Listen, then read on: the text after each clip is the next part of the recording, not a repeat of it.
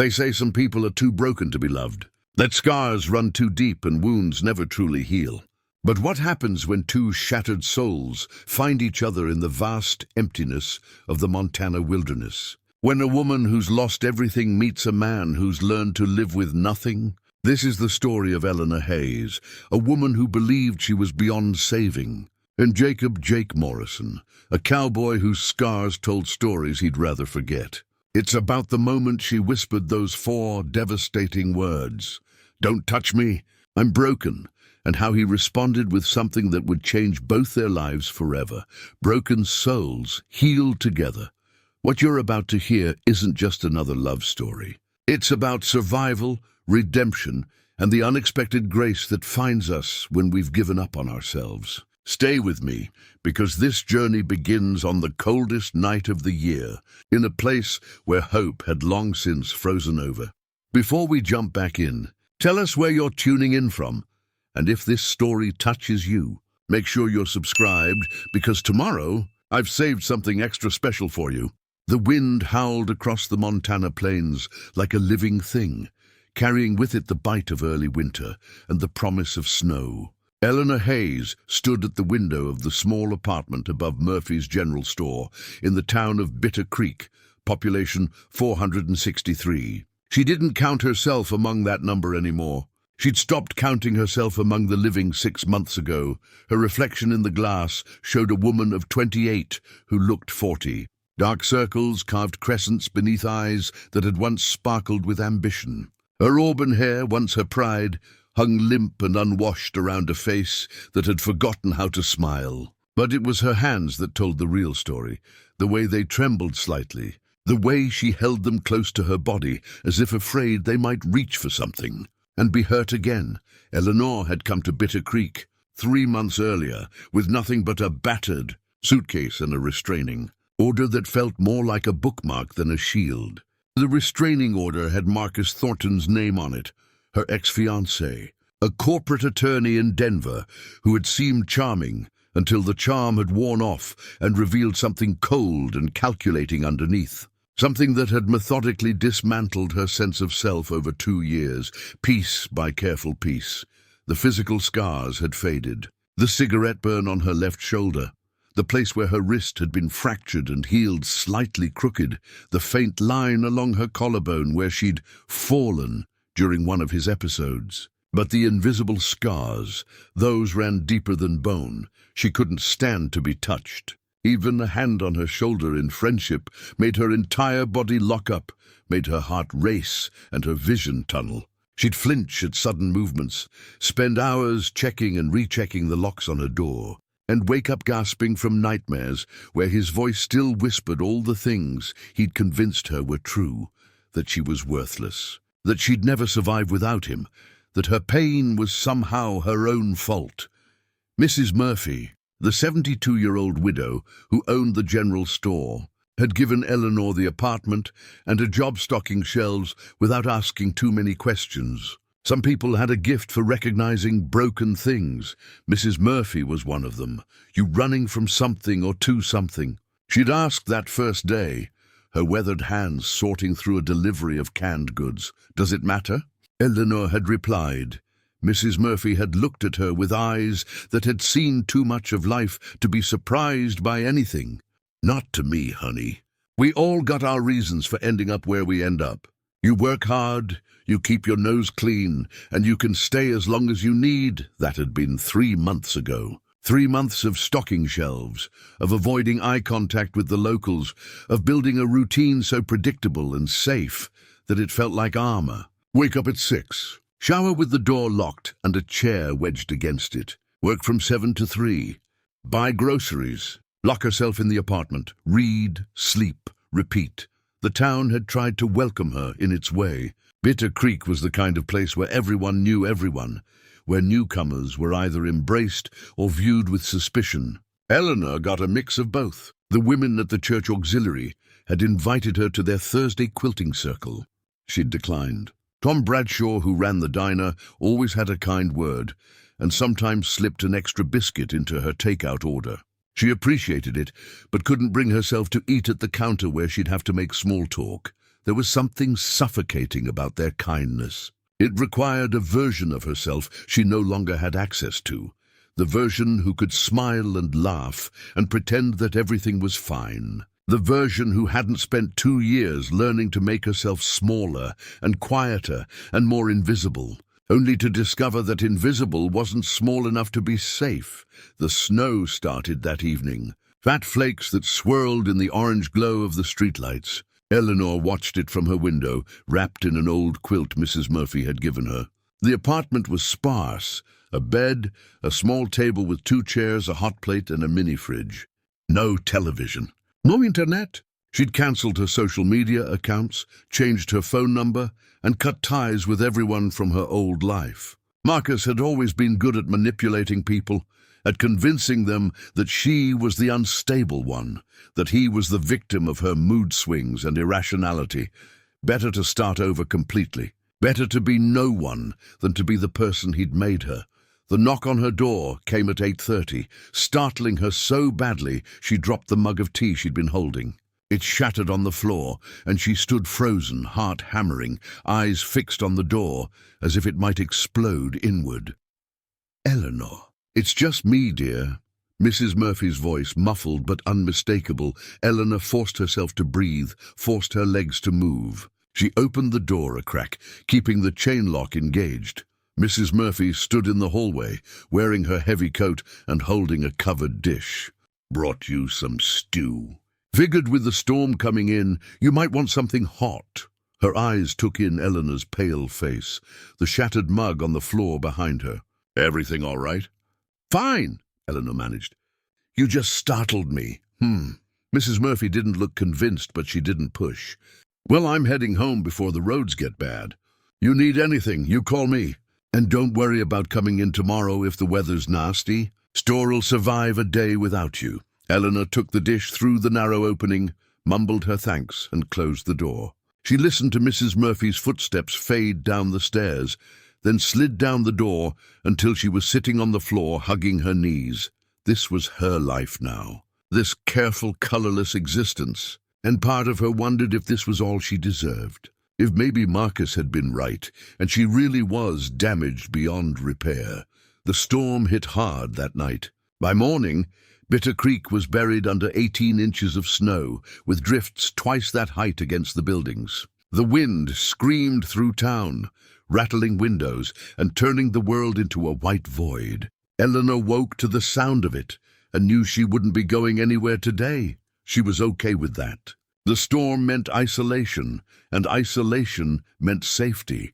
What she didn't know, what she couldn't possibly know, was that 3 miles outside of town, a man was fighting for his life in that storm. A man whose horse had thrown him in a moment of panic, whose leg was pinned beneath the animal that had broken its own leg in the fall. A man who'd been out checking fence lines on the Granger Ranch when the weather had turned vicious, faster than any forecast had predicted.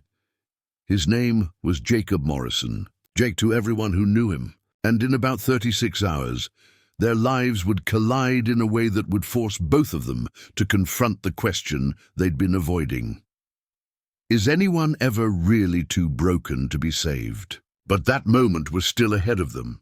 For now, Eleanor sat in her apartment watching the snow fall, convinced that her story had already ended. Convinced that survival was the best she could hope for, and that things like healing, like connection, like love, those were for people who hadn't shattered the way she had.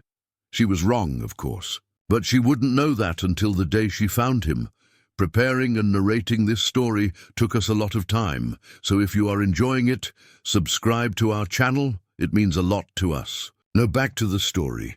Jacob Morrison had been working the Granger Ranch for 5 years, and in that time, he'd spoken fewer words than most people spoke in a week. Not because he couldn't talk. His voice worked just fine when he needed it. But Jake had learned a long time ago that silence was safer than conversation, and solitude was preferable to the questions that came with letting people get too close. At 34, he looked older. His face was weathered from years working outdoors, lean and angular, with a jawline sharp enough to cut. But it was the scar that people noticed first, a thick, ropey line that ran from his left temple down across his cheek, ending just below his jaw. The kind of scar that made children stare and adults look away quickly, pretending they hadn't seen it.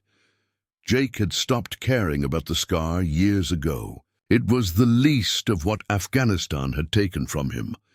He'd joined the Marines at 18, fresh out of high school in a small town in Wyoming, where options were limited and dreams were smaller. The military had given him purpose, brotherhood, and a sense of belonging he'd never found anywhere else. Staff Sergeant Morrison had been good at his job, calm under pressure, protective of his men, the kind of leader who earned respect rather than demanded it. Then came the IED on a dusty road outside Kandahar. The explosion had killed 3 of his men instantly, Martinez, Chen, and Rookie Davis, who'd been in country for less than a month. Jake had survived with the scar on his face, 3 broken ribs, a punctured lung, and something broken inside his head that the doctors called traumatic brain injury and post-traumatic stress disorder. What they meant was, the world no longer made sense the way it used to. Loud noises sent him diving for cover. Crowds made his skin crawl. Sleep brought nightmares so vivid he'd wake up shouting, drenched in sweat. Convinced he could still smell smoke and hear Martinez screaming, the Marine Corps had given him a medical discharge, a Purple Heart, and a pamphlet about veteran services. His girlfriend of 2 years, Amanda Richardson, who'd promised to wait for him, had lasted 3 months after his return, before admitting she couldn't handle what he'd become. His family in Wyoming had tried, but pity and awkward silences at the dinner table had eventually driven him away. He'd drifted for a while, taking ranch work where he could find it. Physical labor helped. The exhaustion kept the nightmares at bay, and the isolation meant fewer triggers, fewer moments when his brain would suddenly convince him he was back in that desert. Watching his friends die while he survived, Robert Granger had hired him 5 years ago without asking too many questions. The old rancher had been a Vietnam vet himself and recognized something in Jake's eyes, that 1,000-yard stare that said a man had seen too much and carried too much. The job came with a small cabin on the far edge of the property, away from the main house and the other ranch hands. Jake had his own horses, his own section of fence line to maintain, and his own space. It was enough. Or at least he'd convinced himself it was enough. The storm had been forecast, but not with the intensity it brought. Jake had been checking the north fence line, a routine task he'd done hundreds of times. His horse, Copper, a steady sorrel gelding he'd had for 3 years, knew the route as well as he did. But something had spooked the horse. Maybe a branch snapping under the weight of snow. Maybe the wind shifting suddenly. Maybe nothing at all except bad timing and worse luck. Copper had reared without warning, and Jake, who'd ridden since he was 6 years old, had lost his seat. The fall wouldn't have been bad if Copper hadn't panicked further. The horse came down hard on uneven ground, his left front leg snapping with a sound that Jake heard even over the howling wind. Copper screamed, a sound horses make when they're in agony, and went down heavily, trapping Jake's right leg beneath his considerable weight. Pain exploded up Jake's leg, white-hot and immediate. He knew instantly that the leg was broken, could feel the wrongness of it, the way the bone shifted when he tried to move. Copper was thrashing, making it worse, and Jake had to use every ounce of his strength to reach his rifle, to do the thing that needed doing. The shot echoed across the empty landscape, then was swallowed by the storm. Copper went still, and Jake lay there in the growing snow, pinned beneath 1,000 pounds of dead horse, 3 miles from the nearest help. He'd been in worse situations.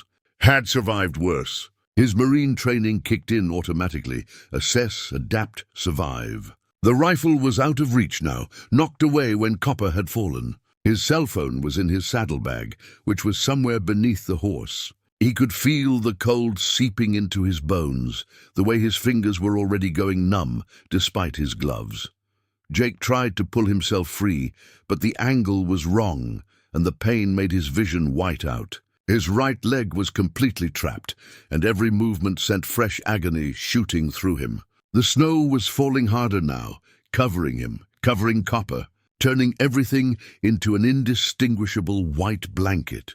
He thought about his options with the calm detachment that came from accepting the reality of a situation. No one would look for him until he didn't show up for dinner at the main house, and that wouldn't happen for hours. By then, the storm would have covered his tracks completely. The temperature was dropping fast, probably already below zero with the wind chill. Hypothermia would set in within a couple of hours, maybe less, given that he was already wet from snow and couldn't move to generate heat. Jake had faced death before, had made peace with it on some level back in Afghanistan, when he'd watched better men than him die for reasons that made less sense the more time passed. There was a certain bitter irony in surviving a war only to freeze to death on a Montana ranch because his horse got spooked. But he wasn't ready to quit. Not yet. He used his free leg to try to dig himself out, used his hands to push against Copper's body, tried every angle he could think of to create enough space to pull himself free. Nothing worked. The horse was too heavy, the position too awkward, his strength already fading from cold and shock. Time became elastic. Minutes felt like hours. He drifted in and out of a strange, hazy state where the present and the past blurred together. He was back in the desert. Martinez was telling a joke, and they were all laughing. Then he was 13, learning to ride his first horse with his grandfather coaching him. Then he was here now, cold, trapped, alone. The wind screamed like incoming mortars. The snow fell like ash from burning buildings. And Jake Morrison, who'd survived combat and loss, and a mind that sometimes turned against him, felt himself starting to let go.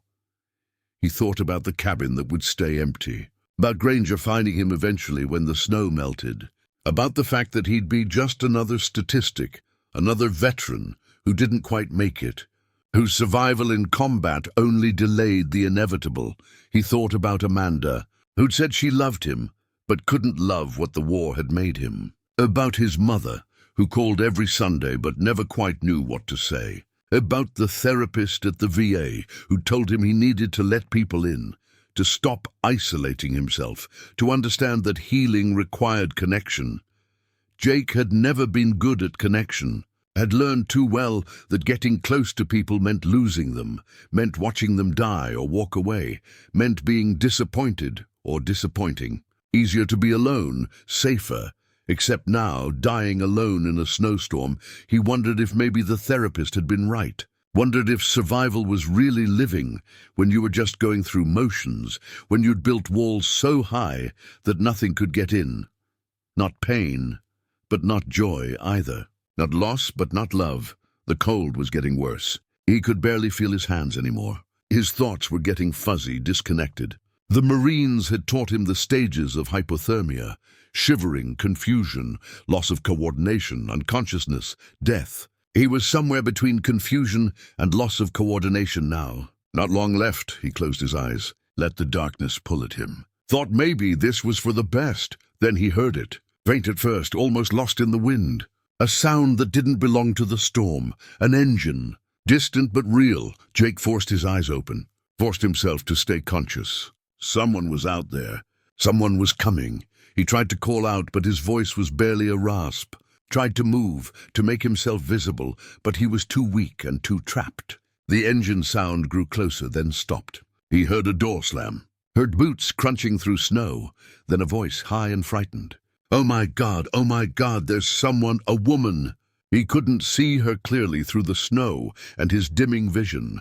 Just a shape, a figure in a heavy coat, dropping to her knees beside him. Can you hear me? Are you alive? Please be alive. Her hands were on him, checking for a pulse, and even through his layers of clothing and his fading consciousness, Jake felt himself flinch, felt the automatic response that came from too many nights waking up ready to fight. But he was too weak to do more than twitch. Okay, you're alive. I've got you.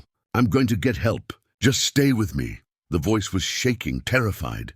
But there was determination in it too. And something else, a recognition maybe, as if this woman, whoever she was, understood what it meant to fight for survival when everything in you wanted to give up. Jake tried to speak, to tell her about his leg, about copper, about how long he'd been there. But the words wouldn't come. The darkness was pulling harder now, and he couldn't fight it anymore. The last thing he heard before unconsciousness took him was her voice, steady despite the fear. "I've got you. You're not dying out here. Not today." And Jake Morrison, who'd stopped believing in rescue a long time ago, let himself fall into the dark with those words echoing in his mind. He didn't know who she was. Didn't know that she was as broken as he was, that she'd been convinced she had nothing left to give. Didn't know that saving him would mean confronting everything she'd been running from. But fate has a way of bringing together people who need each other, even when neither of them knows it yet. Especially then, the storm continued to rage, and somewhere in that white chaos, two broken souls had just taken the first step toward finding each other. Eleanor had no business being on that road. She knew it even as she turned the key in the ignition of Mrs. Murphy's old pickup truck. Even as she pulled out of the garage behind the general store and pointed the vehicle toward the highway that led out of Bitter Creek. The storm was still howling, the roads were treacherous, and every rational part of her brain was screaming that this was dangerous and foolish. But Mrs. Murphy needed her medication, and there was no one else. The call had come 2 hours earlier. Eleanor had been reading Trying to Lose Herself in a Paperback Mystery when her phone rang. She'd stared at it for 3 rings before answering, her heart racing the way it always did when anything disrupted her routine. "Eleanor, dear, I hate to ask this." Mrs. Murphy's voice had sounded strained, tired in a way Eleanor had never heard before. "I'm at my sister's place in Greenfield. Came yesterday before the storm hit. But I forgot my heart medication, and I'm feeling poorly, real poorly. The bottle's in my apartment, in the medicine cabinet. Are you okay? Should I call an ambulance?" No. I'll be fine once I take my pills. But the pharmacy here won't refill without my doctor calling, and my doctor's office is closed until Monday. I just need someone to bring me my medication. 30 miles, that's all. I wouldn't ask, but I'll come, Eleanor had said, the words out of her mouth before she could think them through. There had been a pause. "Honey, the roads are bad. Maybe we should wait until—" "You said you're feeling poorly." "I'm coming. Just text me the address." She'd hung up before Mrs. Murphy could protest further. Then she'd stood there, phone in hand, wondering what possessed her to volunteer for something so far outside her carefully constructed safety zone. But she knew the answer. Mrs. Murphy had given her a chance when she had nowhere else to go, had asked no questions and offered nothing but kindness. And now Mrs. Murphy needed help. Eleanor had bundled up in every warm layer she owned, grabbed the medication from Mrs. Murphy's apartment, and headed down to the garage. The old Ford pickup was a beast from the 1980s, with 4-wheel drive and enough weight to handle bad roads. Mrs. Murphy had shown her how to drive it weeks ago, insisting that Eleanor should know how in case of emergencies. This qualified as an emergency. The drive had been terrifying from the start. Visibility was less than 50 feet.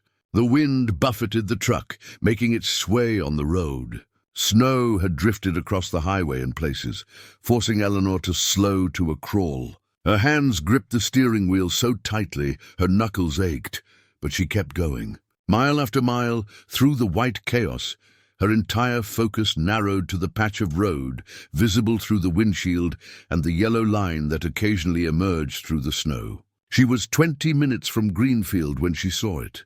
At first, she thought it was just a drift of snow, an odd-shaped mound on the side of the road. But something made her slow down, made her look closer. And then she saw the color, the brown and tan that didn't match the white landscape. An animal, a horse. Eleanor pulled the truck to the side of the road and sat there, engine running, windshield wipers beating their rhythmic pattern. She should keep driving. Getting out in this storm was dangerous. Whatever had happened to that horse had already happened, and she couldn't help it now, but something pulled at her, some instinct she couldn't name. She turned on the hazard lights, pulled on her hood, and stepped out into the storm. The wind nearly knocked her down. Snow stung her face like needles. She pushed forward, each step requiring effort until she reached the horse. It was dead, that was obvious. But as she got closer, her heart stopped. There was a boot, a human boot, extending from beneath the horse's body. Oh my God, there's someone!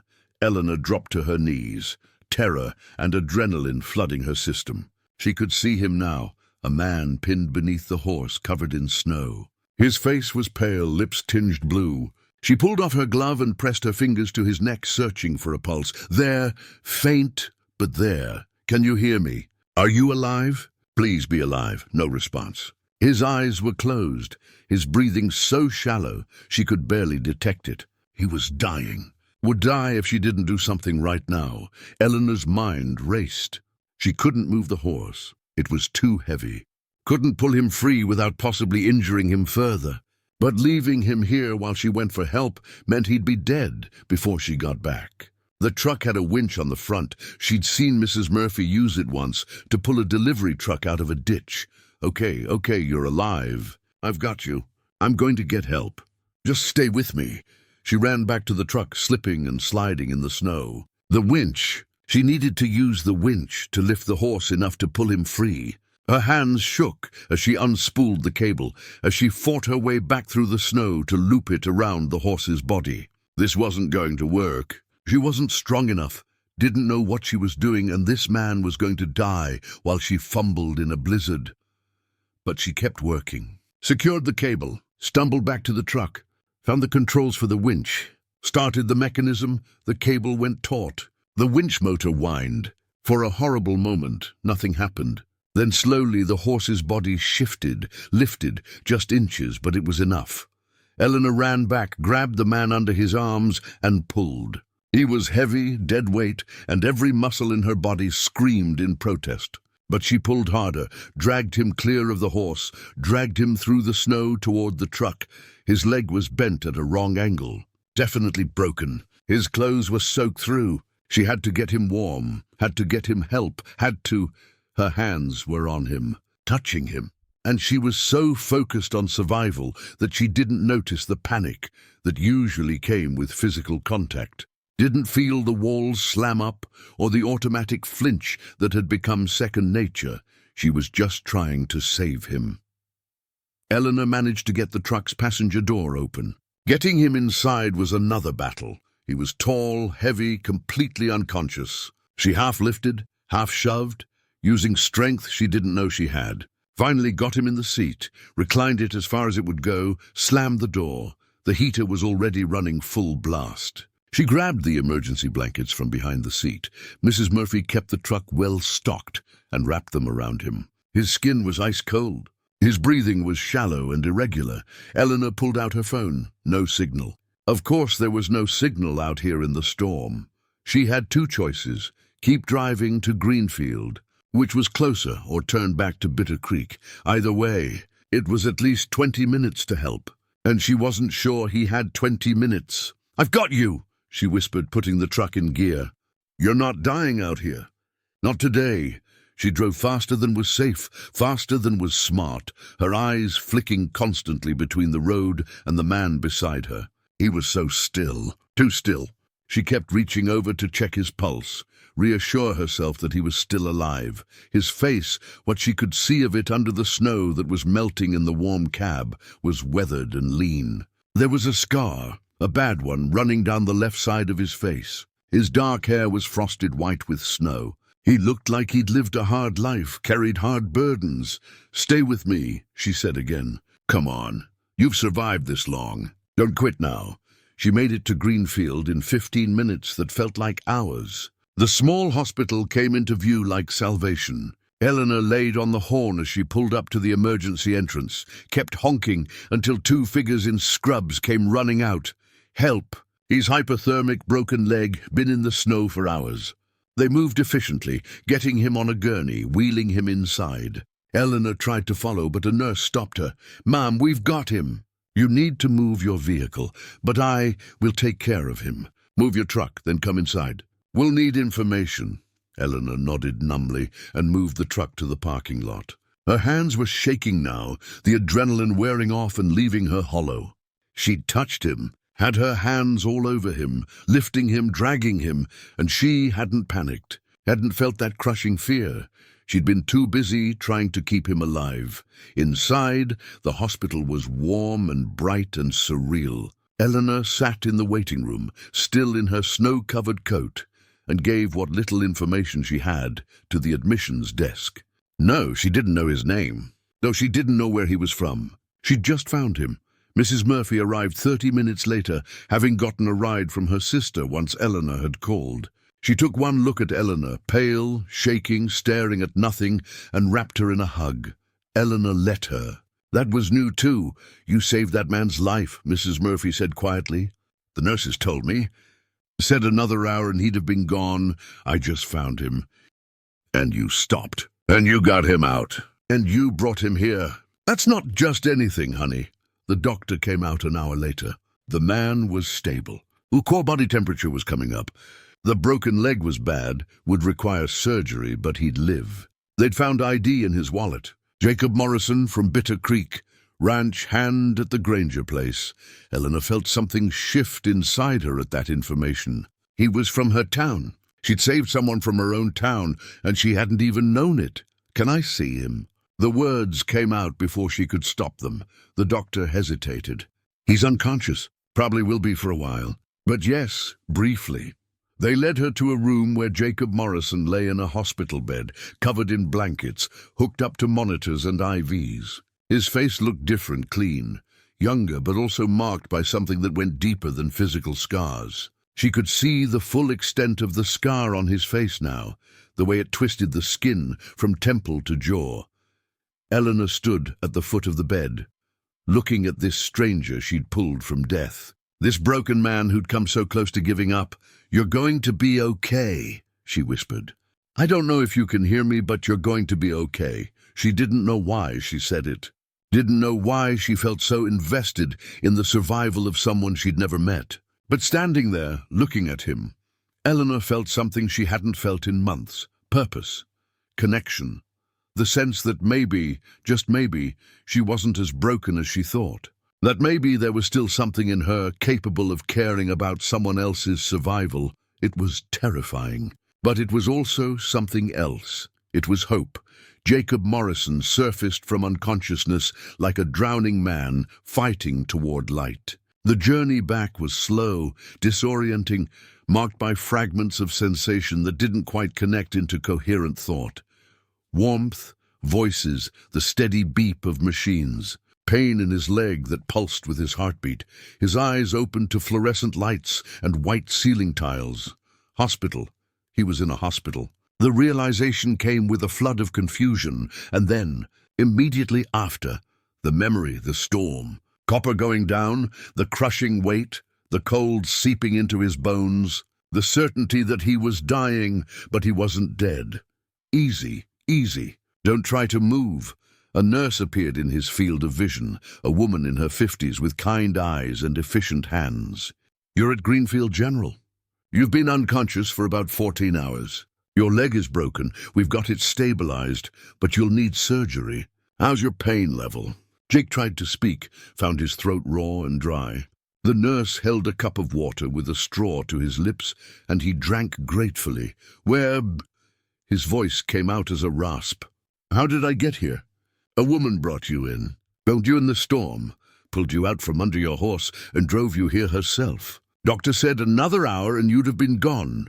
The nurse checked his IV, adjusted something. "You're a very lucky man, Mr. Morrison." Lucky. Jake didn't feel lucky. He felt like he'd been hit by a truck, every muscle aching, his head pounding, his broken leg a constant throb of agony, despite whatever painkillers they had him on. But he was alive, which he hadn't expected to be. "The woman who brought me," he managed. "Is she still here?" "Left yesterday after making sure you were stable. Came back this morning, though. Been sitting in the waiting room for the past few hours." The nurse smiled. "I'll let her know you're awake. But first, the doctor needs to see you." The next hour was a blur of medical examinations and explanations. His right leg was badly broken, compound fracture of the tibia and fibula. Surgery was scheduled for the following day. He had hypothermia, though his core temperature had returned to normal. Bruised ribs, minor frostbite on 3 fingers of his left hand. No permanent damage to extremities, which was a minor miracle given how long he'd been exposed. Through it all, Jake's mind kept returning to what the nurse had said. A woman had found him, had somehow pulled him out from under copper, a feat that should have been impossible for anyone working alone. Had driven him through a blizzard to get him help. He owed her his life. The thought sat heavy in his chest, mixing gratitude with something more complicated. Jake wasn't used to owing people, wasn't used to being saved. He'd spent the last 5 years trying to be self-sufficient, to need nothing from anyone, to exist in a space where obligation and connection couldn't reach him. Now someone had crashed through all of that, and he didn't even know her name. The nurse returned. "She's here. Says her name is Eleanor Hayes. Are you up for a visitor?" Jake nodded, then immediately regretted it as the movement sent pain shooting through his skull. But he needed to see her, needed to thank her, needed to understand who would risk their life to save a stranger in a blizzard. The woman who entered his room bore little resemblance to the guardian angel he'd been imagining. She was small, maybe 5'4", thin in a way that suggested weight loss rather than natural build. Dark auburn hair pulled back in a simple ponytail. Her face was pale, with shadows under her eyes that spoke of sleepless nights. She wore jeans and an oversized sweater, and she stood in the doorway like she was ready to bolt at any moment. But it was her eyes that caught him. Hazel, flecked with gold, and carrying a wariness that Jake recognized immediately. The look of someone who'd learned not to trust the world, who expected pain, and had armored themselves against it. He knew that look, saw it in his own mirror every morning. "Hi," she said quietly. "I'm Eleanor. I just wanted to make sure you were okay. You saved my life." The words came out blunter than he intended. "The nurses told me. You pulled me out. Drove me here." She shifted her weight, uncomfortable with the gratitude. "I just found you. Anyone would have done the same." "Not anyone." Jake kept his voice level, though speaking was an effort. "Most people wouldn't have stopped in that storm. Wouldn't have had the strength to move copper. Wouldn't have risked the drive." He paused. "Thank you doesn't seem like enough, but thank you." Eleanor nodded, still hovering near the door. "You're welcome. I'm glad you're going to be okay." She was leaving. He could see it in the way she'd already angled her body toward the exit, in the tension in her shoulders. She'd come to check on him, to fulfill some sense of obligation, and now she was done. "Wait," Jake said, and was surprised by the urgency in his own voice. "Please, can you stay? Just for a minute." She hesitated, and for a moment he thought she'd refuse. Then slowly she moved further into the room, though she didn't sit. Kept herself at a distance, like a wild animal that might need to run. "What's your name?" she asked. "I mean, I know it's Jacob Morrison. The hospital told me. But what do people call you?" "Jake." He studied her face, trying to read the story written in the shadows and the careful way she held herself. "You're from Bitter Creek?" "Yes, 3 months now. I work at Murphy's General Store." That explained why he'd never seen her. Jake avoided town when he could, did his shopping at odd hours, kept his interactions minimal. The few times he'd been in Murphy's, it must have been on days Eleanor wasn't working. "I'm at the Granger Ranch," he said. "Have been for 5 years, I know." "They told me that too." Eleanor wrapped her arms around herself, a defensive gesture. "Your boss called, Mr. Granger. He's coming up today to see you." An awkward silence settled between them. Jake wanted to ask her more. What had brought her to Bitter Creek? Why she looked so haunted?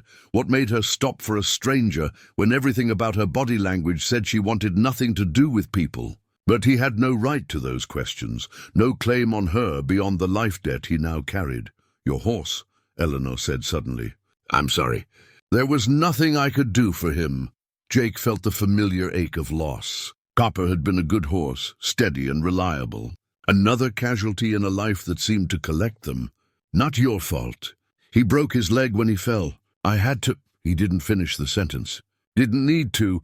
I'm sorry," she said again, and there was genuine sadness in her voice. Understanding even, as if she knew what it meant to lose something you depended on.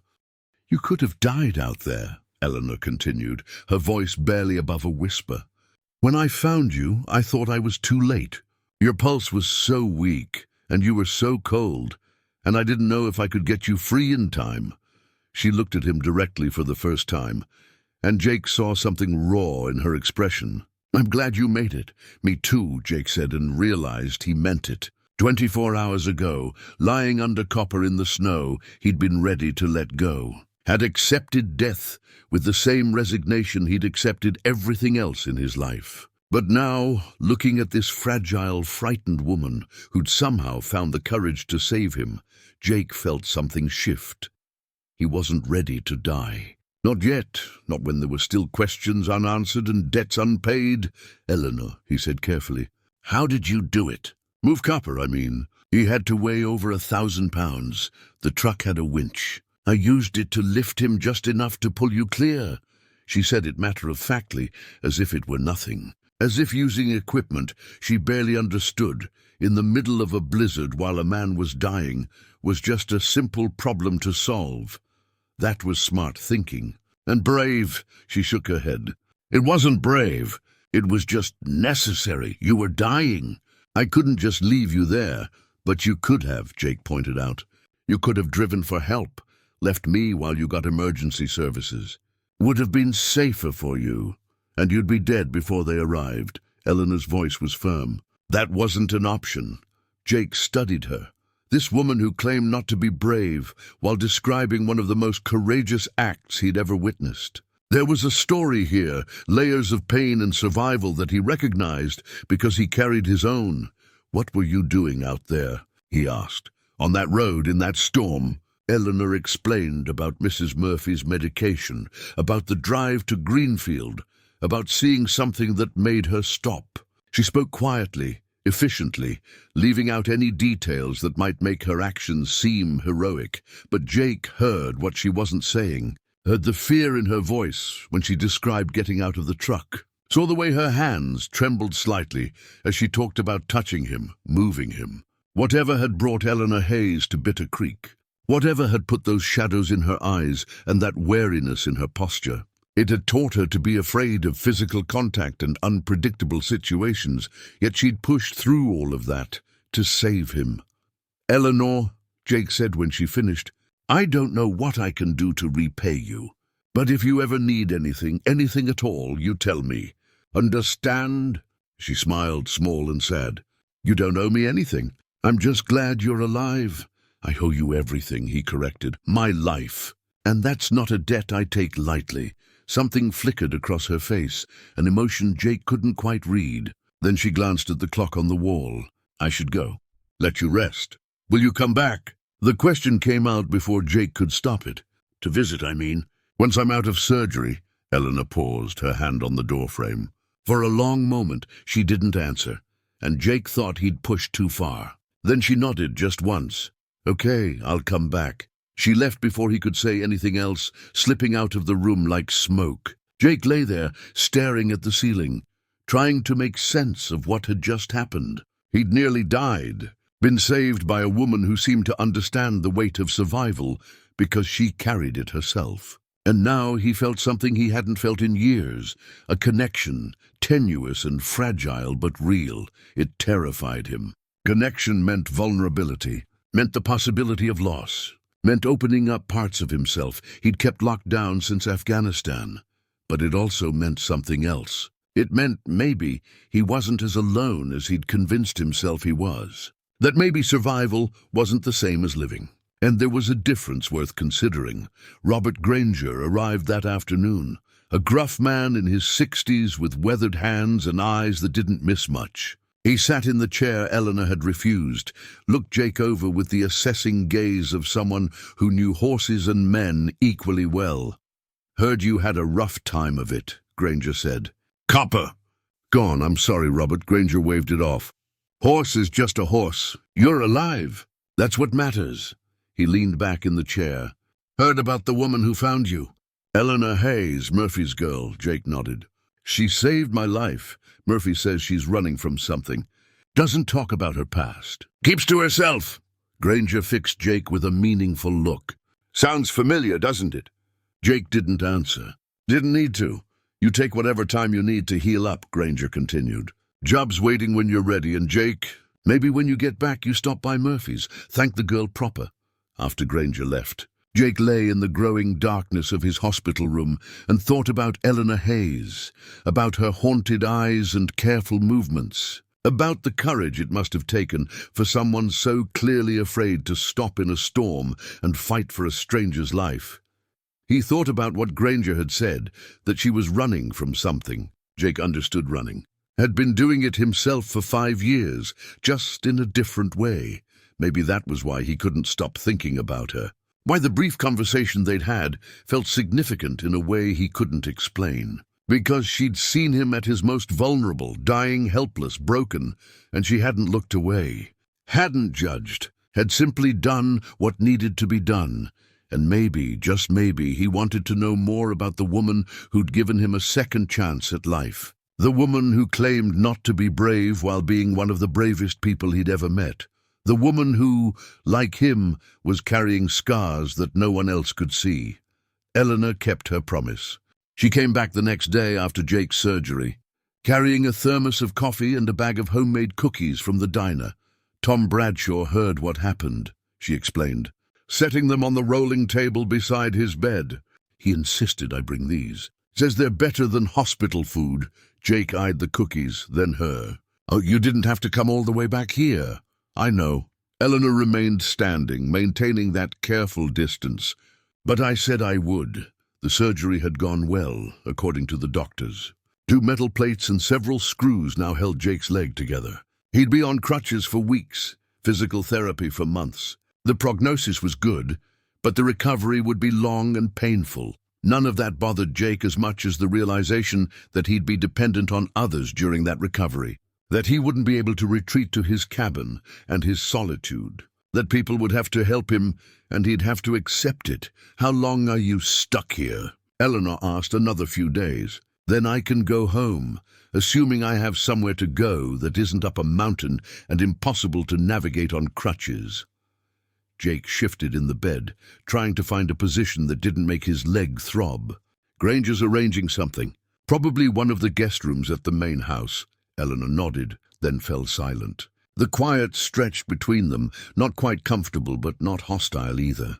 Jake found himself studying her again, the way she held herself so carefully, like she might shatter if handled wrong. The way her eyes darted to the door periodically, checking her escape route.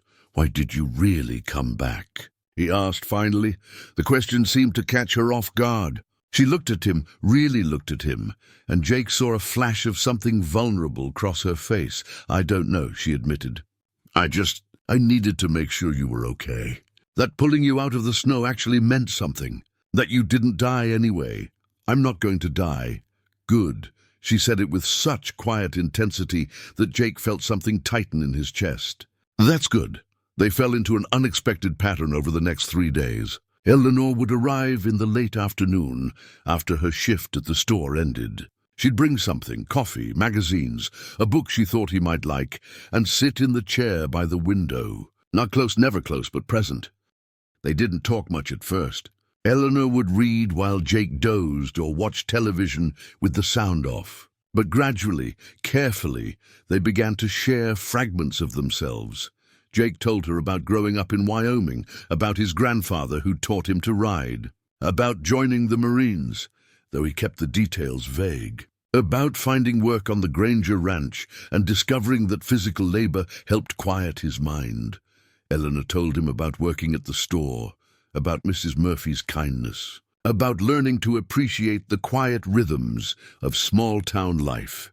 She didn't mention where she'd come from or why, and Jake didn't push. He recognized the shape of secrets, the way people protected their wounded places. On the 4th day, a physical therapist came to teach Jake how to use crutches. Eleanor was there, sitting in her usual spot by the window. When the session began, "You're going to need help at home for the first few weeks," the therapist explained. A efficient woman named Patricia, who reminded Jake of his drill sergeant. Getting in and out of bed, navigating stairs, basic tasks. "Is there someone who can assist you?" Jake hesitated. Granger had offered to have one of the ranch hands check on him, but the thought of being watched over made his skin crawl. "I'll manage." "No, you won't," Patricia said bluntly. "Not safely. You need someone at least for the first 2 weeks." Eleanor spoke up from her chair. I can help. Both Jake and Patricia turned to look at her. Eleanor's face had gone slightly red, but her voice remained steady. I work at the general store, but my hours are flexible. I could check on him. Make sure he's eating, help with basic tasks. Jake opened his mouth to protest, to say she'd already done enough, that he couldn't ask that of her, that he'd be fine alone. But something in Eleanor's expression stopped him. She wasn't offering out of obligation or pity.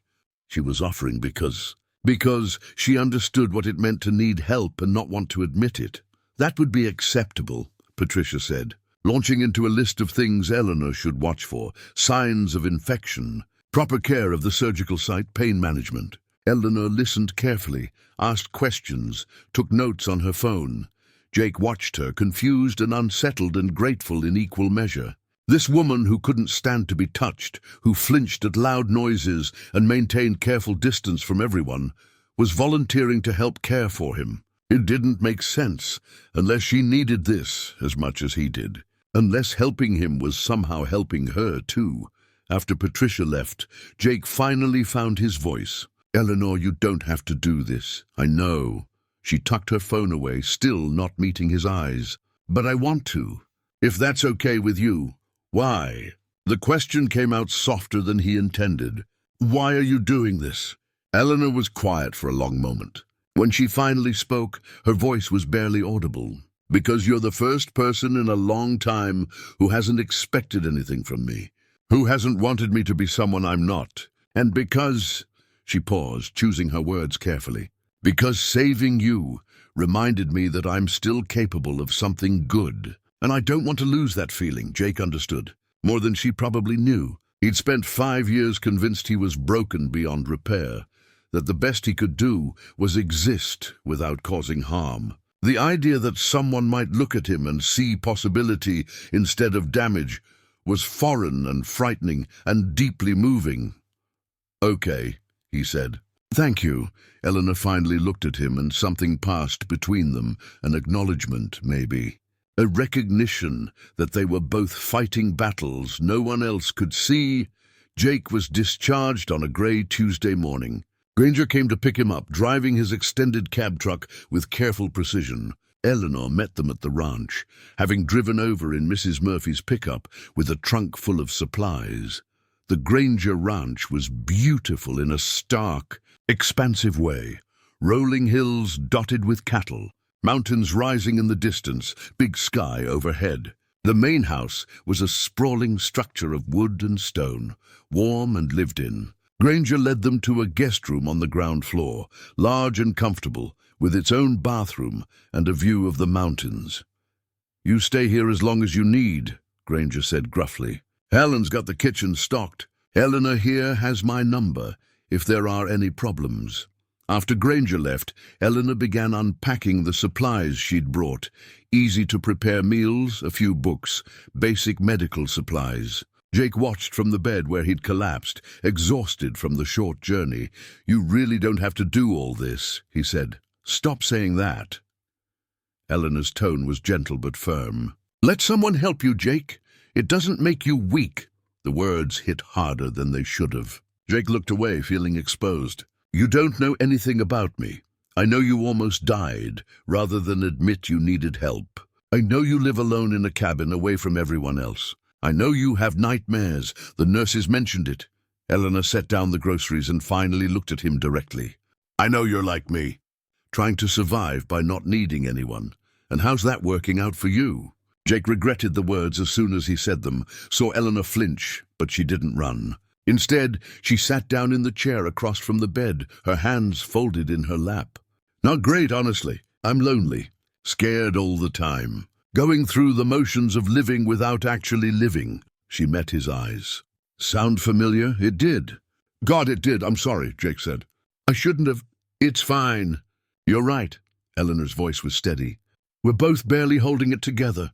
But maybe that's okay. Maybe we don't have to hold it together perfectly. Maybe we just have to keep trying." They sat in silence, the afternoon light slanting through the windows. Outside, Jake could hear cattle lowing in the distance, the wind moving through the trees. Inside, something was shifting, something fragile and tentative but real. I have PTSD, Jake said suddenly. From Afghanistan. That's why I live alone. Why I don't let people get close. He'd never said it out loud before, not like this. I'm broken, Eleanor. Really broken. Eleanor was quiet for a moment. Then she stood, moved to the window, looked out at the mountains. When she spoke, her voice was soft but clear. I left Denver 3 months ago because my ex-fiancé spent 2 years systematically destroying my sense of self. He was charming and successful, and everyone loved him. And behind closed doors, he was a monster. She wrapped her arms around herself. I can't stand to be touched. I have panic attacks. I checked the locks on my door 5 times before bed. I'm broken too, Jake. Jake's throat felt tight. He wanted to say something, but words felt inadequate. Eleanor turned from the window, and there were tears on her cheeks, but her voice remained steady. So maybe we're both broken. Maybe that's just what we are. But you're alive, and I'm alive, and we're still here. That has to count for something. Broken souls heal together, Jake said quietly. The words came from somewhere deep, some part of him that still believed in possibility despite everything. Eleanor's expression softened. What? Something my grandfather used to say. He was a vet, Vietnam, had his own demons. He used to tell me that broken souls heal together because they understand each other in ways whole souls never could. That's beautiful, Eleanor whispered. I never knew what he meant. Until now. The moment stretched between them, heavy with meaning neither of them was quite ready to examine. Then Eleanor cleared her throat, wiped her eyes, and moved back to unpacking supplies. Okay, she said, her voice deliberately lighter. Let me show you where everything is. And we need to establish a schedule. I'll come by every morning before work and every evening after. If you need anything in between, you call me. They spent the next hour going over logistics, medication schedules, meal plans, how to contact her in an emergency. It was practical and mundane, but underneath the ordinary tasks, something was building between them. Trust, maybe, or understanding, or just the simple recognition that they didn't have to face their brokenness alone. As Eleanor prepared to leave that first evening, she paused at the door. Jake? Yeah? Thank you. For telling me about your PTSD. I know that wasn't easy. Thank you for telling me about your ex. Jake shifted in the bed, meeting her eyes. And Eleanor? Whatever he told you about yourself, whatever he made you believe, it was a lie. You're one of the strongest people I've ever met. She smiled then, small and uncertain, but genuine. You too. After she left, Jake lay in the growing darkness and thought about what his grandfather used to say, about broken souls healing together. He'd always dismissed it as romantic nonsense, the kind of thing old men said when they'd survived long enough to find meaning in their scars. But maybe his grandfather had been right. Maybe healing wasn't something you did alone in the dark, hiding your wounds and pretending you were fine. Maybe it was something that happened when you found someone who understood the weight you carried, who could sit with your pain without trying to fix it or minimize it. Maybe it was something that happened when 2 people who'd given up on themselves found a reason to try again. Outside, the Montana night settled over the ranch, cold and clear and infinite. Inside, Jake closed his eyes and for the first time in years didn't dread the dreams that might come. Because somewhere in Bitter Creek, Eleanor Hayes was driving home, and tomorrow she'd come back. And maybe that was enough.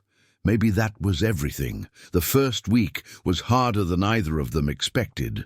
Not because of Jake's physical recovery, though that was challenging enough, with the pain and the frustration of being unable to do simple tasks. And not because Eleanor struggled with the caregiving, though she did. Fighting against every instinct that screamed at her to maintain distance, to not let anyone need her. It was hard because intimacy, even the practical kind that came from helping someone bathe or dress or navigate basic daily life, required a level of trust neither of them had given anyone in years. The first real test came on the 3rd morning.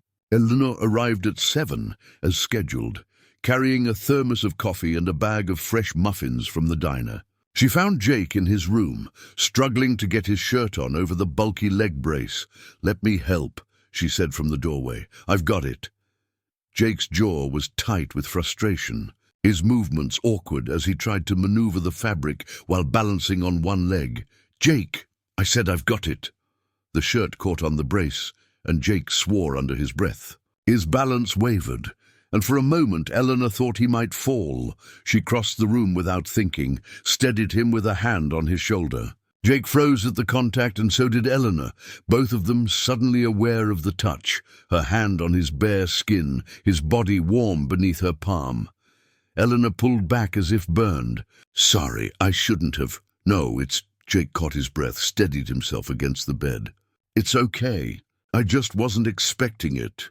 They stood there, both breathing harder than the situation warranted, both recognizing what had just happened. Eleanor had touched him voluntarily, without panic, and Jake had accepted it without pulling away. "Let me help you with the shirt," Eleanor said quietly. "Please." This time Jake nodded. Eleanor approached slowly, telegraphing her movements. She helped guide his arms through the sleeves, careful not to jostle his leg, her movements efficient but gentle. Jake held himself still, muscle tense under her hands, but he didn't flinch. "There," Eleanor said, stepping back once the shirt was on. "That's better." "Yeah." Jake's voice was rough. "Thanks." The moment passed, but something had shifted. A boundary had been crossed, or maybe dissolved. Eleanor had touched someone and survived it. Jake had let someone help him and didn't feel diminished by it. Small victories. But for two people who'd forgotten how to be vulnerable, they felt monumental. The days settled into a rhythm. Eleanor would arrive early, help Jake with morning routines he couldn't manage alone, make sure he ate breakfast.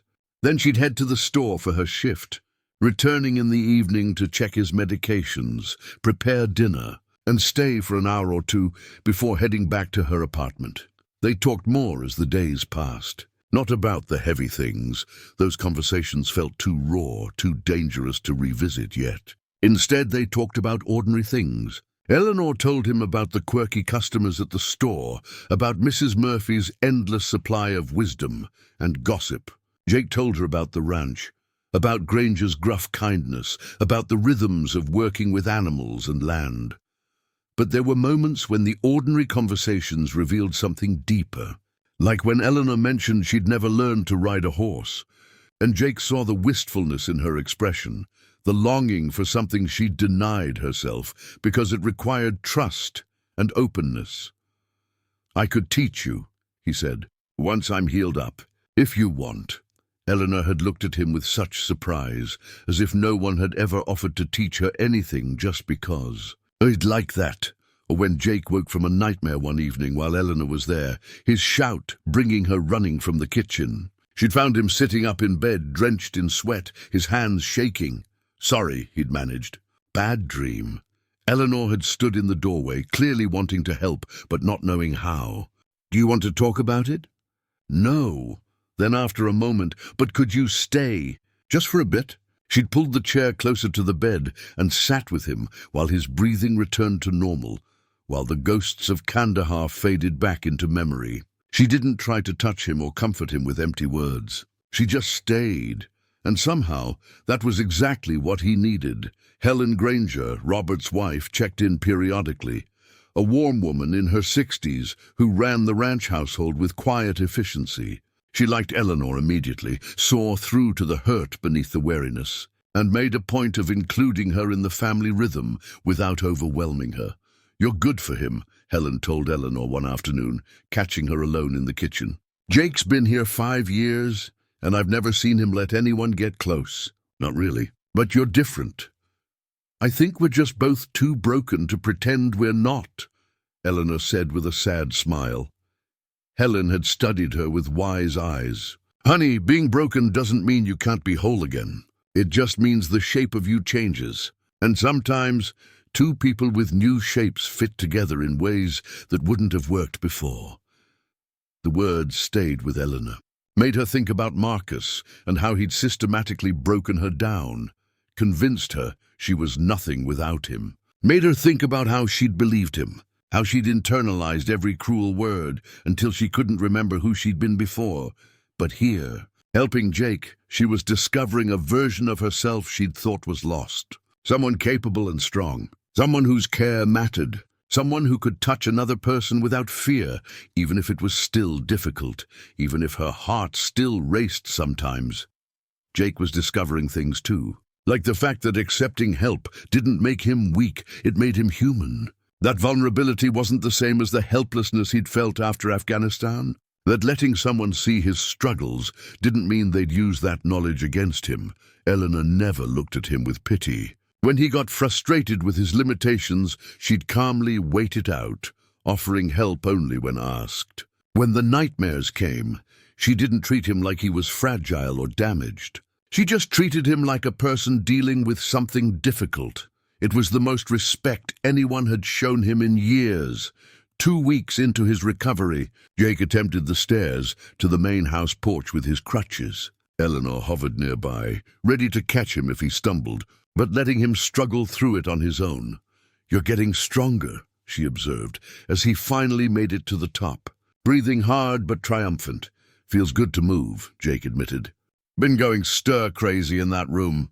They sat on the porch swing, looking out over the ranch in the late afternoon light. The mountains were turning purple in the distance, and the air had that crystalline quality that comes with autumn in Montana. "Can I ask you something?" Jake said after a while. "Maybe." Eleanor's tone was light, but Jake could hear the caution beneath it.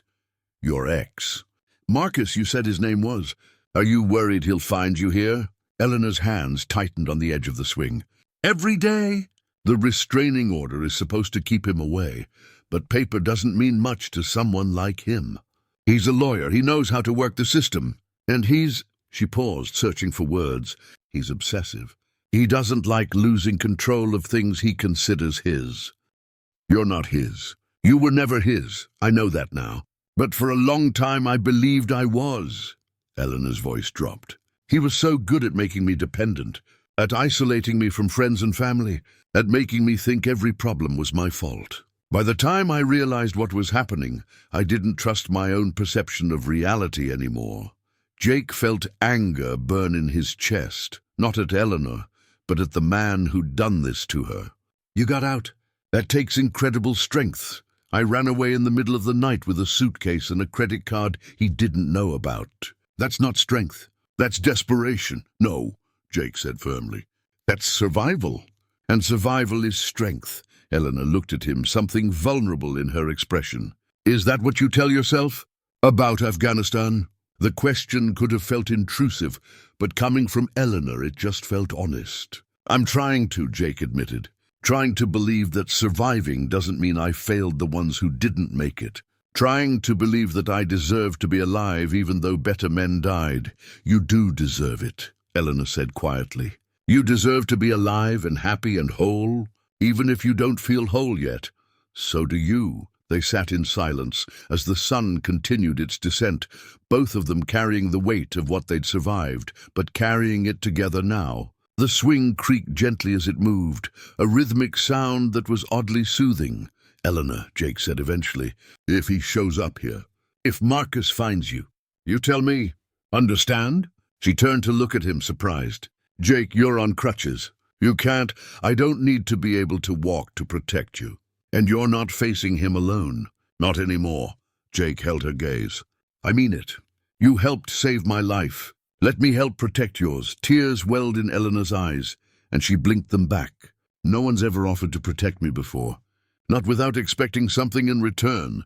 I'm not expecting anything. Except maybe that you keep showing up. Keep being patient with me while I figure out how to be a person again." "Deal," Eleanor whispered. The word hung between them, sealing something that neither of them had the courage to name yet. Not friendship, though it was that. Not romance, though the potential for it was there, electric and terrifying. Something deeper, a pact between two wounded souls who decided that maybe surviving together was better than surviving alone. That evening, after Eleanor had gone home, Jake found himself thinking about the future in a way he hadn't in years. Not just the immediate future of healing and recovery, but beyond that. What came after? He'd spent 5 years believing his life was about containment, managing his symptoms, avoiding triggers, existing in the narrowest possible space to minimize risk. But Eleanor was showing him something different. She was showing him that maybe life could be about expansion instead, about taking risks and facing fears and finding connection despite all the reasons not to. She was teaching him that broken didn't mean finished. Meanwhile, back in her apartment, Eleanor stood at her window, watching the lights of Bitter Creek, thinking about Jake's offer to protect her, about how strange it felt to have someone care about her safety without wanting to control her, about how, for the first time since leaving Denver, she felt less like she was running away and more like she was moving towards something. She thought about the title of the mystery novel she'd been reading, abandoned now in favor of this real-life story that was unfolding, about how life was more complex and beautiful and frightening than any plot an author could devise. She thought about Jake's words, "Broken souls heal together." Maybe it was true. Maybe you didn't heal by hiding your scars or pretending they didn't hurt.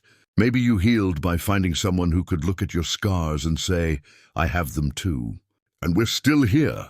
And that means something. Eleanor checked the locks on her door, once, twice, 3 times. An old habit, one she wasn't ready to break yet. But as she finally climbed into bed, she realized something had changed. She wasn't checking the locks because she expected Marcus to appear. She was checking them because it was routine, muscle memory. The fear that had driven her for months was still there, but it was quieter now, diluted by something else, hope maybe, or purpose, or just the simple knowledge that tomorrow she'd wake up and drive to the ranch, and Jake would be there, and they'd continue this strange, beautiful process of putting themselves back together, one day at a time, one moment at a time, one act of courage at a time. It wasn't much, but it was more than either of them had dared to hope for in a long time. And sometimes that's how healing begins, not with a dramatic moment of revelation, but with the quiet accumulation of small victories, with showing up, with trying, with letting someone see you, really see you, and discovering you can survive that exposure, with learning, slowly and painfully and hopefully, how to lean on someone without falling. 3 weeks into Jake's recovery, Eleanor's world shattered with a single phone call. It came on a Thursday afternoon while she was stocking shelves at Murphy's. Her phone buzzed in her pocket, an unknown number with a Denver area code. She almost didn't answer, had learned to be cautious about calls from her old life. But something made her pick up. Eleanor. The voice was smooth, cultured, achingly familiar. "I've been looking for you." Her blood turned to ice. The can of soup she'd been holding slipped from her fingers, hitting the floor with a hollow thud that echoed through the quiet store. "How did you get this number?" Her voice came out steady, despite the terror flooding her system. Marcus Thornton laughed, that urbane chuckle that had once charmed her and now made her skin crawl. "You really thought you could disappear? That I wouldn't find you? I'm disappointed, Eleanor. We had something special and you threw it away over a misunderstanding." A misunderstanding. Eleanor's hand shook so badly she had to press the phone harder against her ear. "You put me in the hospital, Marcus. You fractured my wrist, burned me. That's not a misunderstanding, that's assault. You're being dramatic. You always were too emotional. That's why I had to help you, guide you. And now look at you, hiding in some backwater town, working at a general store. You need me, Eleanor. You're nothing without me." The words hit like physical blows, each one designed to wound, to undermine, to convince her that he was right and she was broken. It was his specialty, the surgical precision with which he could dismantle someone's self-worth. "I have a restraining order against you," Eleanor said, forcing strength into her voice she didn't feel. "You're not supposed to contact me." A piece of paper. "Really, Eleanor, you know better than that. I'm a lawyer. I know exactly how far that order extends and how little it actually means. Besides, I'm not in Montana. I'm just checking in, making sure my fiancée is doing well in her little adventure. I'm not your fiancée. We're done, Marcus. Stay away from me. We'll never be done. You belong to me. And when you're ready to stop playing this game, when you realize that you can't survive out there without me, I'll be waiting." His voice dropped. became almost tender, a tone that terrified her more than his anger ever had. "I love you, Eleanor. Everything I did was because I love you. And one day you'll understand that." He hung up before she could respond. Eleanor stood frozen in the middle of the store, phone still pressed to her ear, her entire body shaking. Mrs. Murphy found her there 5 minutes later, tears streaming down her face, unable to move or speak. "Honey, what happened?" Mrs. Murphy's hands were gentle on her shoulders, guiding her to the back office, making her sit. "Eleanor, talk to me." The story came out in broken fragments. Marcus, the call, the casual threat wrapped in declarations of love. Mrs. Murphy listened with a face that grew progressively grimmer, her weathered hands holding Eleanor's trembling ones. "You need to call the police," Mrs. Murphy said firmly. "He violated the restraining order by contacting you."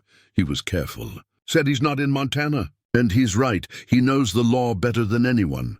He'll have covered his tracks." Eleanor wiped her eyes, tried to pull herself together. "He's just playing with me, reminding me that he can reach me whenever he wants."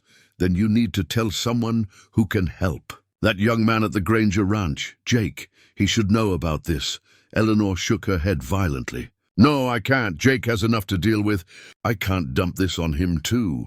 "Honey, he offered to protect you, didn't he? Let him help." But Eleanor couldn't. The thought of involving Jake in her mess, of putting him at risk, of showing him just how damaged and complicated her situation was, it was too much. She'd managed to convince herself these past weeks that she was getting better, becoming someone new. Marcus's call had stripped that illusion away, reminded her that she was still the same terrified woman who'd run away in the night.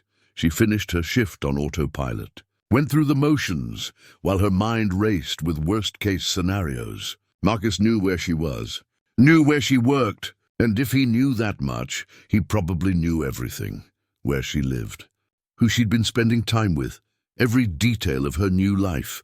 Eleanor drove to the ranch that evening because not showing up would raise questions she wasn't ready to answer. But her hands shook on the steering wheel, and she kept checking the rearview mirror, convinced she'd see Marcus's silver BMW following her. Jake knew something was wrong the moment she walked in. Eleanor had gotten better at hiding her fear over the past weeks, at presenting a calm facade. But tonight that facade was shattered. She was pale, jumpy, her movements jerky and uncertain. "What happened?"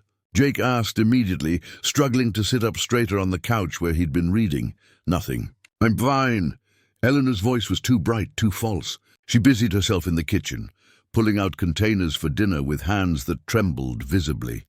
Jake maneuvered himself off the couch, grabbed his crutches, and made his way to the kitchen. "Eleanor, look at me." She kept her back to him, shoulders rigid. "Jake, please. I just need to get through tonight, okay? Can we just pretend everything's normal?" "You're shaking."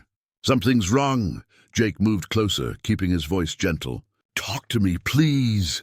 The kindness in his voice broke something in her. Eleanor's shoulders started to shake, and then she was crying, deep, wrenching sobs that seemed to come from somewhere so deep they hurt. Jake didn't hesitate. He dropped one crutch, wrapped an arm around her shoulders, and just held her while she fell apart. It should have been terrifying, the physical contact, the vulnerability, the loss of control. But Eleanor found herself leaning into Jake's solid warmth, letting him anchor her while the storm raged through her. When the tears finally subsided, she told him everything. The phone call, Marcus's words, the fear that had been clawing at her insides for the past 4 hours. Jake's face went hard as she talked, a coldness settling into his features that reminded Eleanor he'd been a Marine, that he'd seen combat, that he knew how to be dangerous when he needed to be. "He violated the restraining order," Jake said when she finished. "You report this, today." He was careful, Jake. He claimed he wasn't in Montana. "It'll be my word against his, and he's a lawyer with connections." You're not just anything." Jake's voice was fierce. "You're a person who has the right to feel safe. And this bastard is threatening you. I don't want to make it worse. If I push back, if I involve the police, he'll see it as a challenge. He'll escalate." Jake was quiet for a moment, thinking. "Then do you trust me?" Eleanor looked at him, at the intensity in his eyes, the absolute certainty in his expression. Yes, then let me help. I have friends, guys I served with who do private security now. People who know how to handle situations like this. He reached for his phone. One call, Eleanor. That's all it takes to get someone watching your back properly. Jake, I can't afford... I can. And before you argue, this isn't charity. This is me protecting someone I care about. Jake held her gaze. Let me do this, please. Eleanor wanted to refuse. Wanted to insist she could handle it herself, that she didn't need to drag anyone else into her problems. But the truth was she was terrified. And having someone willing to stand between her and Marcus, someone who understood violence and wouldn't be intimidated by a smooth-talking lawyer, was more comforting than she wanted to. Admit, okay, she whispered. Okay.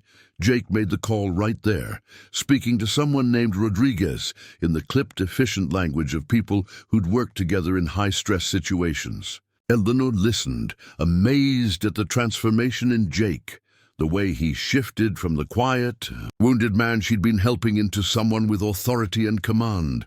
Rodriguez will be here tomorrow, Jake said after hanging up.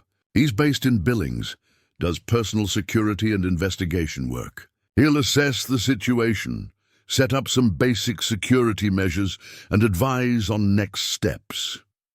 This is really happening, Eleanor said faintly. I thought I was safe here. Thought I'd covered my tracks well enough. You did everything right. But men like Marcus are persistent and controlling. That's not your fault. Jake shifted his weight on the crutches, his injured leg clearly bothering him. Tonight you're not going back to your apartment alone. Jake, I can't stay here. I won't put the Grangers at risk. Helen's already made up the guest room upstairs. I asked her while you were in the bathroom. At Eleanor's shocked expression, Jake continued, I texted her, told her you needed a safe place for the night. She didn't ask questions. Eleanor felt tears threaten again, overwhelmed by the kindness, by the casual way these people were willing to help her. I don't deserve this. Yes, you do. And you're going to keep telling yourself that until you believe it. Jake's voice softened. Eleanor, you've spent weeks helping me recover, never asking for anything in return. Let us help you now. Let me help you. That night, Eleanor lay in the guest room upstairs, in a comfortable bed with warm blankets and the knowledge that she wasn't alone. Below, she could hear the soft sounds of the house settling, the distant murmur of Jake talking to Robert Granger in the living room. She knew she should feel guilty for disrupting their lives, for bringing her problems into their home. But instead, she felt something else, a fierce, protective gratitude. These people barely knew her, but they were willing to stand with her anyway. And Jake, who'd been so isolated, so convinced he had nothing to offer anyone, was mobilizing resources to keep her safe. Was using connections he'd kept dormant for years because he believed she deserved protection. Eleanor thought about Marcus's words on the phone. You're nothing without me.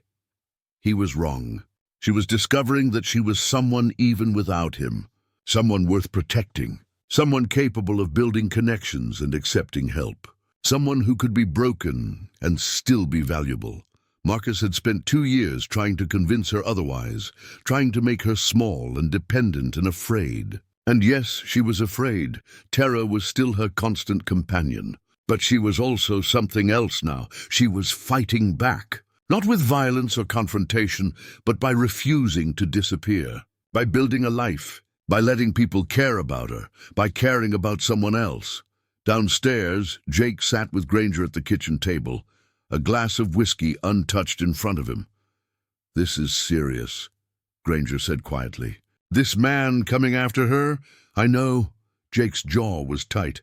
That's why Rodriguez is coming. And why I need to ask you for a favor. Name it. If things escalate, if this Marcus shows up here, I need you to make sure Eleanor gets somewhere safe. Even if I can't go with her. Granger studied him for a long moment. You're in love with her. Jake opened his mouth to deny it, then stopped. Was he in love with Eleanor? He cared about her. That much was undeniable. Admired her strength, her resilience, the way she'd fought through her own fear to help him. felt protective of her in a way that went beyond simple gratitude, but love. That felt too big, too complicated for someone who'd spent years avoiding any emotion deeper than surface-level contentment. "I don't know what I am," Jake admitted, "but I know I can't let anything happen to her.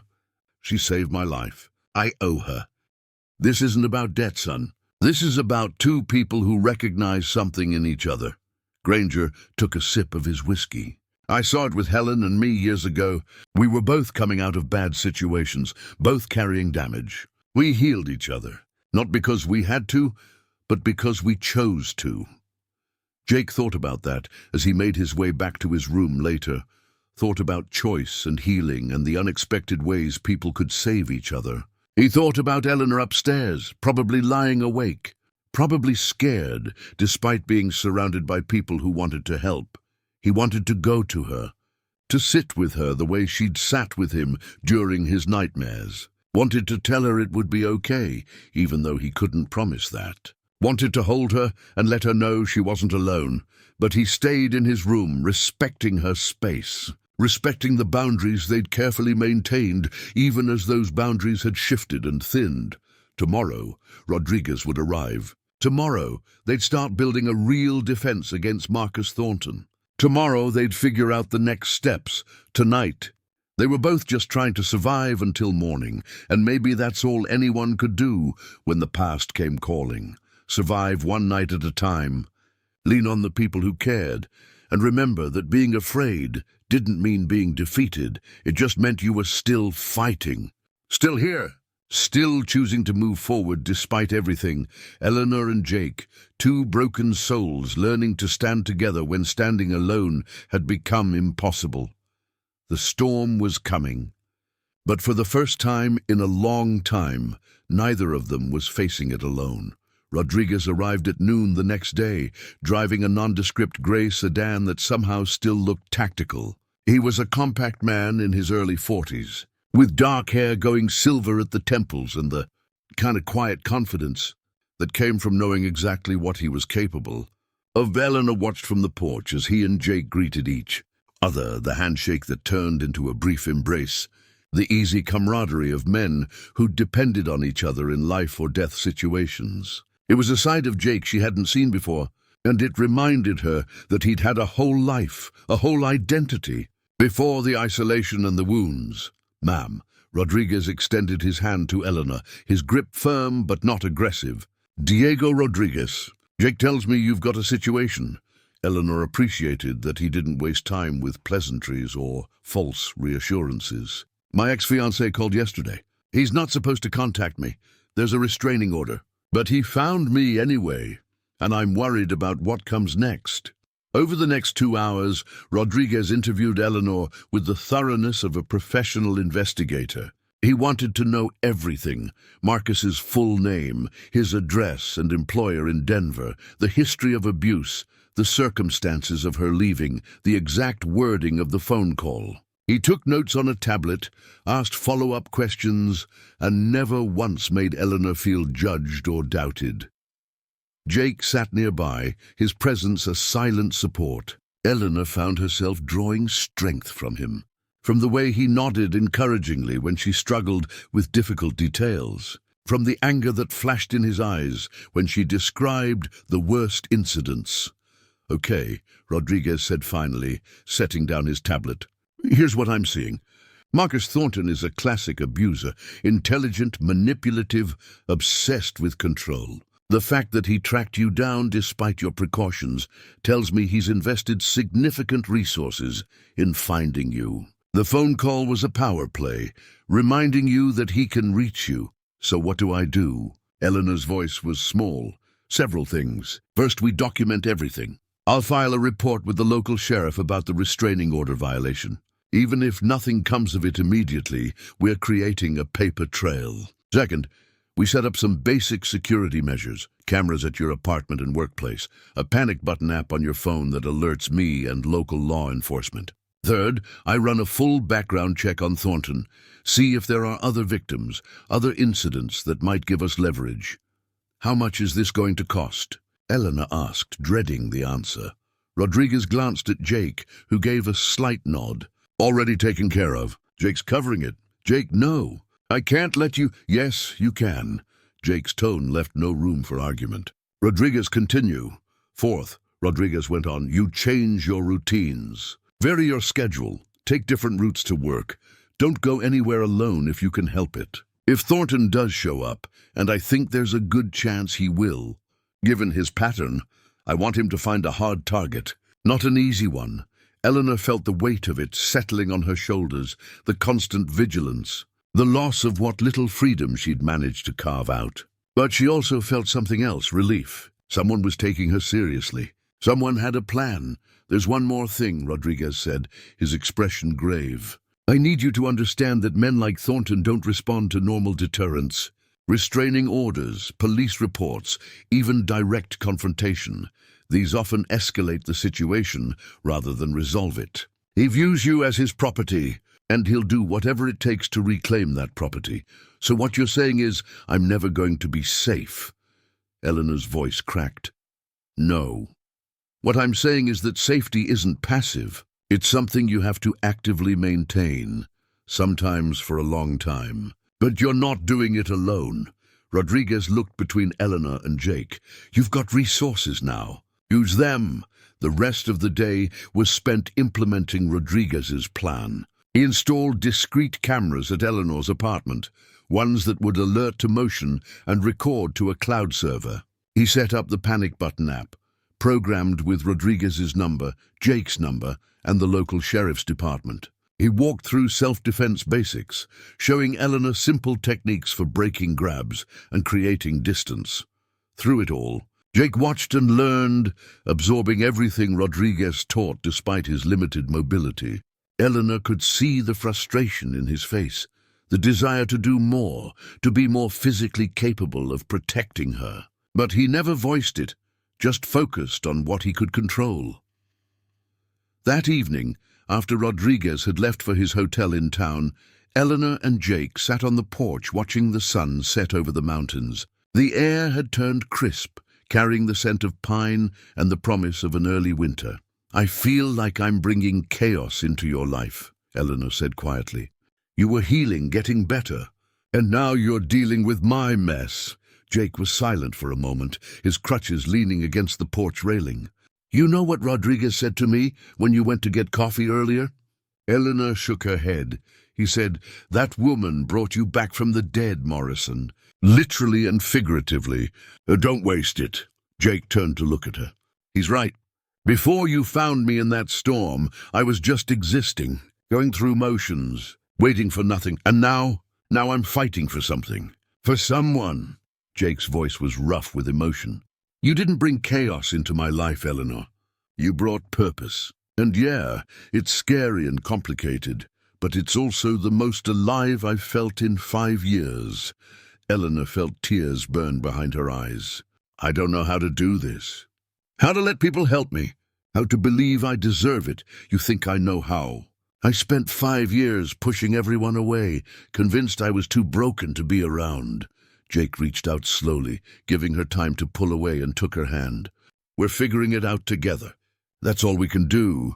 His hand was warm and calloused, his grip gentle but steady. Eleanor looked down at their joined hands, marveling at how far she'd come. A month ago, this simple touch would have sent her into a panic. Now it felt like an anchor. Tell me about Afghanistan, she said suddenly. You don't have to if you don't want to. But I'd like to understand. Jake was quiet for so long that Eleanor thought he wouldn't answer. Then slowly he began to talk. About the desert heat and the constant vigilance. About Martinez and Chen and Rookie Davis. His brothers, his responsibility. About the IED and the moment everything changed. About surviving when they didn't, and the guilt that came with that. He talked about the nightmares, the hypervigilance, the way his brain had rewired itself for survival in ways that made civilian life nearly impossible. About the isolation that felt like protection, but was really just another kind of prison. Eleanor listened without interrupting, holding his hand, letting him pour out wounds that had festered in silence for too long. When he finally fell quiet, his voice hoarse, she spoke. You couldn't have saved them. You know that, right? The IED wasn't something you could have prevented. My head knows that. My heart doesn't believe it. Hearts are stupid sometimes, Eleanor said, and Jake surprised her with a laugh, real and genuine. Mine keeps telling me that what happened with Marcus was my fault, that I should have been smarter, stronger, better, even though I know intellectually that abuse is never the victim's fault, so we're both fighting our stupid hearts. Looks like it. They sat there as darkness fell, still holding hands, two people who'd been broken by violence and fear, but were slowly learning that broken pieces could still fit together. That healing wasn't about becoming whole again. It was about accepting the cracks and finding beauty in the way light could shine through them. The next week fell into a new rhythm. Eleanor continued staying at the ranch, in the upstairs guest room that had become her sanctuary. She'd go to work at Murphy's, where Rodriguez had installed cameras and briefed Mrs. Murphy on safety protocols. Jake continued his physical therapy, growing stronger each day. Though the healing was slower than he wanted, they spent evenings together, cooking dinner, watching old movies, talking about everything and nothing. Eleanor taught Jake how to make proper lasagna, laughing as he struggled with the layering. Jake told her stories about the ranch, about Copper and the other horses, about learning to find peace in the rhythm of physical work. Rodriguez checked in daily, monitoring the cameras, running his investigation on Marcus. So far, there'd been no sign of the man, but Rodriguez cautioned them not to relax their vigilance. Abusers are patient when they need to be, he said. He's watching, waiting for an opening. The thought should have terrified Eleanor, and part of her was terrified. But another part, a part that was growing stronger, was angry. Angry that Marcus could still control her life from a distance. Angry that she had to live in fear because he refused to let her go. Angry that she'd lost so much because of him. Jake noticed the change in her. "You're getting mad," he observed one evening as they sat on the porch. "Is that bad?" "No, it's good. Anger is better than fear. Fear makes you small. Anger makes you fight." Eleanor thought about that. About how she'd spent 2 years being afraid, making herself smaller and quieter and more invisible. About how fear had driven her to Bitter Creek, had kept her isolated and alone. "I'm tired of being afraid," she said. "I'm tired of letting him win." "Then don't let him." "How? He's the one with power, with resources." "You're the one who pulled a man out from under a dead horse in a blizzard," Jake interrupted. "You're the one who drove through a storm to save a stranger. You're the one who's been rebuilding her life despite everything trying to tear it down. That's not just anything, Eleanor. That's extraordinary." Eleanor looked at him, at the absolute conviction in his face, and felt something shift inside her. Maybe Jake was right. Maybe she was stronger than she'd been letting herself believe. "Teach me more," she said suddenly. "More what?" "Self-defense. Rodriguez showed me basics, but I want to know more. I want to feel like I could actually protect myself if Marcus showed up." Jake studied her for a moment, then nodded. "Okay, starting tomorrow we train." Over the next few days, Jake taught Eleanor what he could, working within the limitations of his injured leg. He showed her how to use her size to her advantage, how to target vulnerable areas, how to make noise and create chaos, how to think like someone who refused to be a victim. Eleanor threw herself into it with an intensity that surprised both of them. She was tired of being helpless, tired of flinching at shadows. If Marcus was coming, and some part of her believed he was, she wanted to be ready, but the training was more than just physical preparation. It was a reclaiming of her body, her autonomy, her right to exist in space without fear. Every punch she threw into the practice pad Jake held was a rejection of everything Marcus had tried to make her believe about herself. Helen Granger watched from the kitchen window one afternoon, seeing Eleanor and Jake in the yard, Eleanor practicing strikes while Jake coached her, both of them focused and determined. She smiled to herself, seeing what they couldn't quite see yet.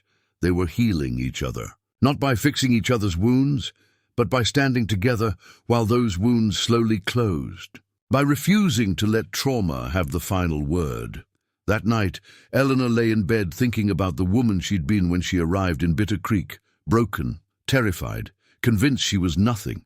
and the woman she was becoming, still scared, still damaged, but fighting, learning to accept help, learning to believe she deserved safety and happiness and love, learning that broken souls really could heal together.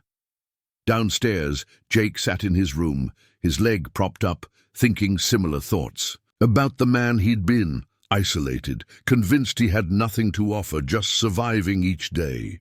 And the man he was becoming, still struggling, still haunted, but connected, fighting for something beyond himself. Outside, the Montana night stretched vast and dark. Somewhere out there, Marcus Thornton was planning his next move. But in the Granger Ranch, two people who'd been taught to give up were learning to stand their ground. The battle wasn't over. In many ways, it was just beginning, but they were ready, together. Marcus Thornton arrived in Bitter Creek on a cold October morning. 6 weeks after Eleanor had pulled Jake from the snow, Rodriguez spotted him first, the silver BMW pulling into town, circling the general store twice before parking down the street. He called Jake immediately. "He's here."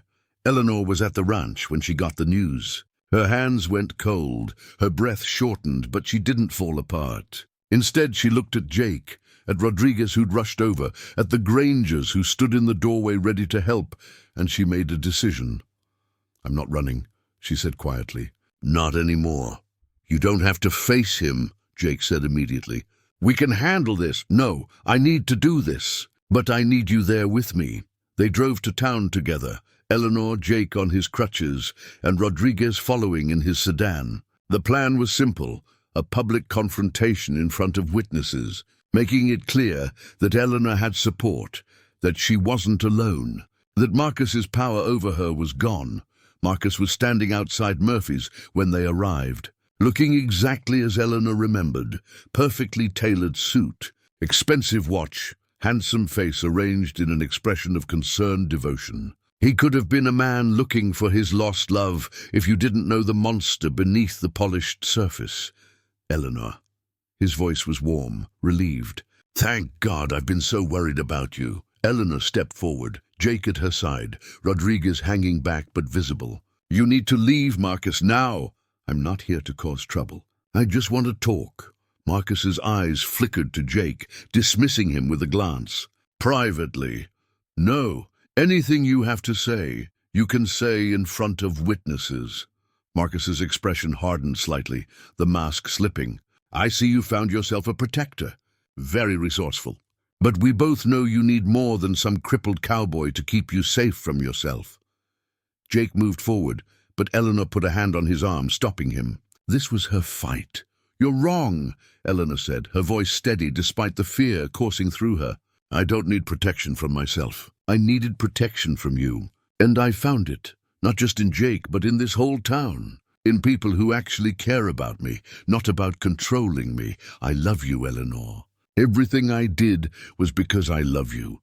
That's not love, Marcus. Love doesn't leave bruises. Love doesn't isolate and manipulate and destroy. What you did was abuse, pure and simple. And I'm done letting you define my worth." Marcus's face twisted with anger, the real emotion finally showing through. "You're nothing without me. Look at you, hiding in this pathetic town, working a dead-end job, clinging to damaged men who can't even take care of themselves. You think this is better than what we had?" "Yes," Eleanor said simply, "because I'm free here. And I'm learning that broken doesn't mean worthless. That surviving makes you strong, not weak. You taught me to be afraid, Marcus. But these people taught me something more important. They taught me that I deserve to be loved without conditions, without pain, without fear." Sheriff Tom Bradford had arrived, summoned by Rodriguez. He stood at a distance, watching, ready to intervene if needed. Marcus saw the sheriff, saw the cameras on Murphy's storefront, saw the small crowd that had gathered. His power, the private, controlled space where he'd always operated, was gone. Everything was public now, witnessed, documented. "You're making a mistake," Marcus said, his voice low and venomous. "You think a restraining order stops me? You think these people can protect you forever? I think," Jake said quietly, speaking for the first time, "that you're going to leave now. Because if you don't, you'll be arrested for violating that restraining order." And Rodriguez here has documented every moment of this encounter, including your threats. Rodriguez stepped forward, holding up his phone. All recorded, and I've already sent copies to 3 separate locations. You touch her, you threaten her, you even look at her wrong. It all goes to the district attorney in Denver, along with the evidence I've been collecting about your other victims. Marcus went pale. What other victims? Did you think Eleanor was the first? Rodriguez's smile was cold. I found 3 women willing to testify about your pattern of abuse. One filed a police report that mysteriously disappeared. Another has hospital records. You're not as untouchable as you think, Thornton. For the first time, Eleanor saw fear in Marcus's eyes. Real fear, not the calculated displays he'd used to manipulate her, but genuine terror at losing the control he'd always wielded so effortlessly. This isn't over, Marcus said. But his voice lacked conviction. Yes, Eleanor said firmly. It is. You don't own me, Marcus. You never did, and I'm not afraid of you anymore. It wasn't entirely true. She was still afraid, still shaking inside. But saying the words out loud in front of everyone made them feel more real, made them something she could grow into. Marcus looked at her for a long moment, and Eleanor met his gaze without flinching. Then he turned and walked back to his BMW.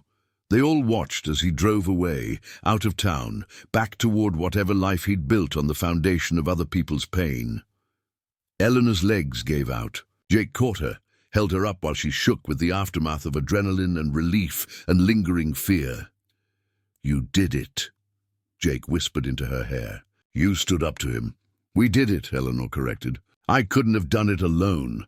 Over the following weeks, Rodriguez's investigation bore fruit. Marcus Thornton was indicted on assault charges from Eleanor and 2 other women. He lost his license to practice law. The monster who'd seemed so powerful, so untouchable, turned out to be just a man, and a weak one at that.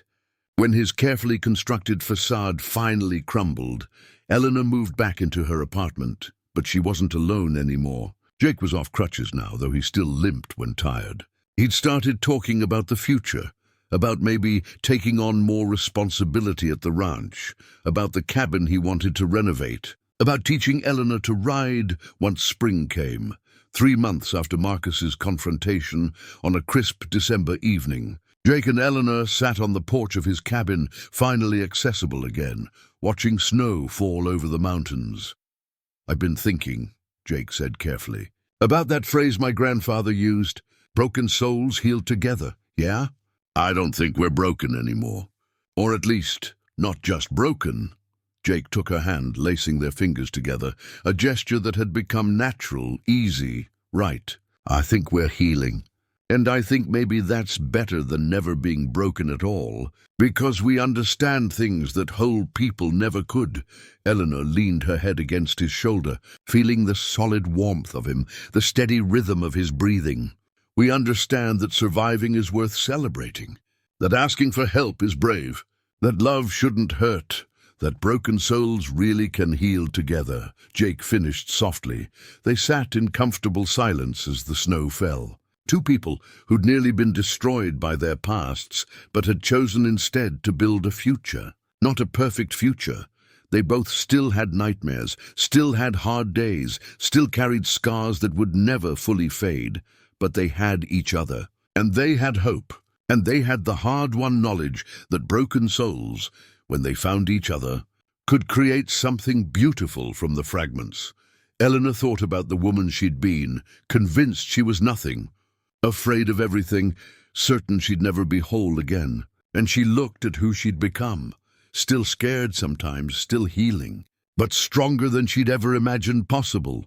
Thank you, she whispered to Jake, for everything. Thank you for finding me in that storm, Jake replied. For saving my life. We saved each other, Eleanor said simply, and it was true. They had saved each other, not with grand gestures or dramatic rescues, though those had happened too. They'd saved each other in the quiet moments, in the daily choice to show up, to be vulnerable, to believe that broken souls really could heal together. The snow continued to fall, blanketing the Montana wilderness in white. And in a small cabin on the Granger Ranch, two people who'd lost everything learned the most important lesson of all. Sometimes being broken is just the beginning. Sometimes survival is where the real story starts. And sometimes, when you've given up on yourself, a stranger appears in a storm and reminds you that you're worth fighting for, that you're worth saving, that you're worth loving, scars and all. The end of their story? No, just the beginning of something new. Something honest and hard and beautiful, something that proved once and for all that broken souls heal together. Up next, you've got two more standout stories right on your screen. If this one hit the mark, you won't want to pass these up. Just click and check them out. And don't forget to like, subscribe, and turn on the notification bell so you don't miss any upload from us.